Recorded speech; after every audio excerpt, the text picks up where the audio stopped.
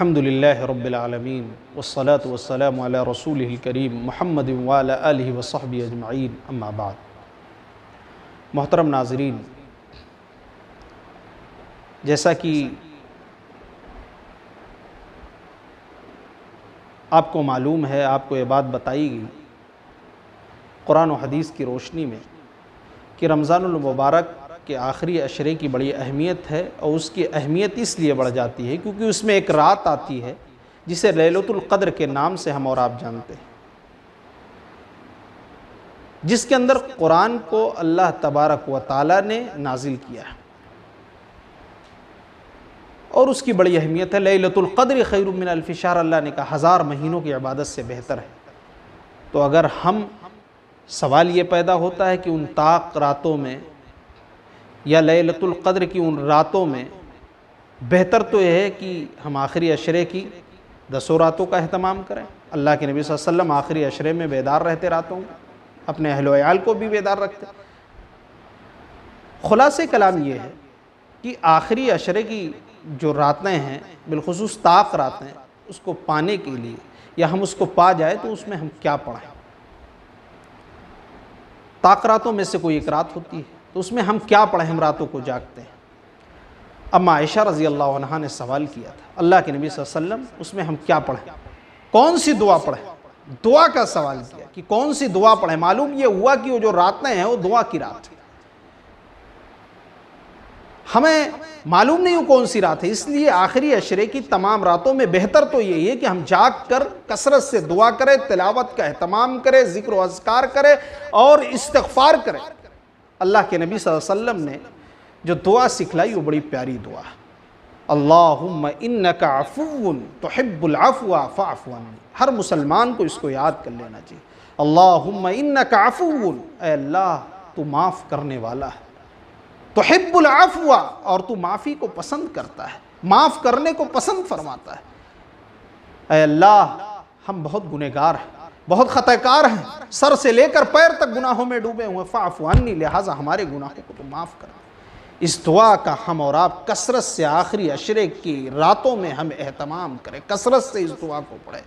معلوم یہ ہوا کہ آخری عشرے میں ہمیں کثرت سے دعا کا اہتمام کرنا چاہیے، ذکر و اذکار کا، کثرت سے اللہ کی سب سے مقدس کتاب، سب سے مقدس کلام قرآن مجید کی تلاوت کرنی چاہیے، اور اپنے گناہوں پر معافی مانگنی چاہیے اللہ تبارک و تعالیٰ سے، اپنے گناہوں کو یاد کر کر کے خوب رونا چاہیے۔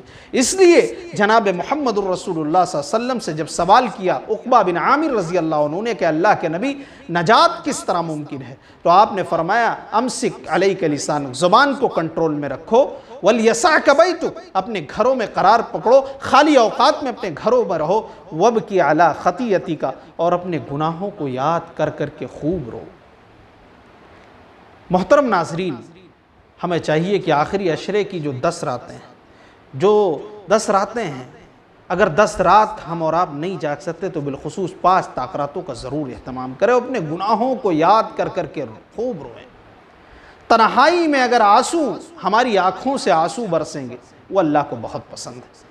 اللہ کے نبی صلی اللہ علیہ وسلم نے فرمایا 7 قسم کے لوگ اللہ کے عرش کے سائے تلے جگہ پائیں گے، جب اس دن کوئی سایہ نہیں ہوگا۔ اس میں سے ایک خوش نصیب وہ ہوگا وَرَجُلٌ ذَكَرَ اللَّهَ خَالِيًا فَفَاضَتْ عَيْنَاهُ، جس نے اللہ کو تنہائی میں یاد کیا اور اس کی آنکھوں سے آنسو نکلے۔ اللہ کے نبی صلی اللہ علیہ وسلم نے فرمایا عَيْنَانِ لَا تَمَسُّهُمَا النَّارُ، عین بکت من خشیت اللہ، 2 آنکھیں ایسی ہیں جن کو جہنم کی آگ نہیں چھوئے گی۔ ایک وہ آنکھ جس آنکھ سے اللہ کے ڈر، اللہ کے خوف کی وجہ سے آنسو برسے، آنسو نکلے، وعین باتت تحرس فی سبیل اللہ، دوسری وہ آنکھ جو اسلام کی سرحدوں کی حفاظت کرتی ہے۔ معلوم یہ ہوا میرے بھائیوں کی آخری عشرے کی جو راتیں ہیں، جو 10 راتیں ہیں، بالخصوص 5 طاق راتیں ہیں، ہمیں ان میں کثرت سے اپنے گناہوں کو یاد کر کر کے خوب رونا چاہیے، کثرت سے اللہ سے استغفار کرنی چاہیے، معافی مانگنی چاہیے۔ ہمیں جو رمضان المبارک میں جو کمی اور کوتاہی رہ گئی ہے، وہ اس سے اللہ تعالیٰ سے معافی مانگتے ہوئے قبولیت کے لیے دعا کرنی چاہیے، اور اس دعا کا اہتمام ضرور کرنا چاہیے، اللہم انک عفو تحب العفو فاعف عنی۔ لیکن افسوس کا مقام ہے، مسلمانوں نے اس آخری عشرے کو میرے بھائیوں، آخری عشرے کو لہو لعب کے لیے بنا دیا ہے، آخری عشرے کو IPL دیکھنے کے لیے بنا دیا ہے۔ امت مسلمہ نے آخری عشرے کو ڈریم 11 پہ ہمارے نوجوانوں نے ٹیم بنانے کے لیے اس میں پورا دماغ، پورا دل اس میں لگا دیا ہے۔ نہ ہونا تو یہ چاہیے تھا کہ وہ اللہ سے معافی مانگتے، ہونا تو یہ چاہیے تھا کہ اللہ کے سامنے اپنے گناہوں پر روتے، لیکن افسوس کا مقام ہے کہ وہ VIP جوا کھیل رہے ہیں، ڈریم 11 پہ ٹیم بنا رہے ہیں، محنت نہیں کرنا چاہتے ہیں، کروڑ پتی بننا چاہتے ہیں، ہم کروڑ پتی بن جائے۔